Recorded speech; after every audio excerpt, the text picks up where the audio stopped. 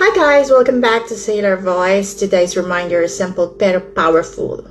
Stop chasing people who are not choosing you. Alam mo, minsan tayo pa yung sobra mag-effort. Sobra magbigay, sobra magpaliwanag, sobra maghabol. Pero babe, the right people don't need to be chased. They stay. They care. They show up. Kung kailangan mo pang patunayan ang worth mo sa kanila, then they're not your people. Kung ikaw lang ang nag-a-adjust, ikaw lang ang nag-aalaga, ikaw lang ang lumalaban, that's not love. That's exhaustion. And you deserve better than exhaustion. Hindi masamang maging caring.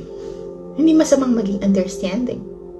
Pero mali kapag ikaw ang nasasaktan habang sila chill lang. If someone wants you in their life, you will know. If they don't, you will feel it. Today, choose this. Stop explaining your value. Stop begging for the bare minimum. Stop forcing connection that don't feel right. Start pouring energy into yourself. Kapag guminto ka kasing maghabol, nakikita mo na sino lang talaga ang willing magstay. My love, you're not hard to love.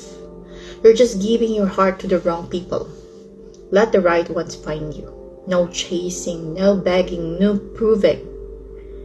This is Sailor Voice, and thank you for listening. You deserve a love that stays.